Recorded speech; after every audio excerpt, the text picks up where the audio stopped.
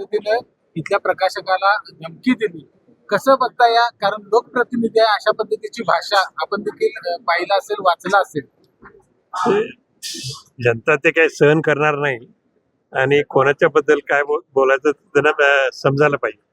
पण प्रकाशकाला तर धमकी दिलीच, मात्र पानसरे असतील त्याचबरोबर छत्रपती शिवाजी महाराजांच्या बद्दल देखील अपशब्द त्या सगळ्या एकूण संभाषणामध्ये दिसत आहे बोलता.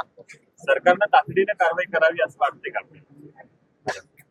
आता जी काय कारवाई शासनाला योग्य वाटते त्यांना लवकर विचार केलाच पाहिजे त्यांनी. आणखीन तिथेही आपण पाहतोय की कधी कधी काही गोष्टी लगेच होत नाहीत. पण आता पुरोगामी संघटनांकडून आमदारकी रद्द करण्याची त्यांची पुरोगामी संघटनांकडून आमदारकी रद्द करण्याची मागणी केली जात आहे. काय त्याबद्दल ते नियम काय काय आहेत त्याच्या संबंधी पण मला माहित नाहीत आता. परंतु ज्या तऱ्हेने त्यांनी वक्तव्य करायला लागले ते बिलकुल योग्य नाही.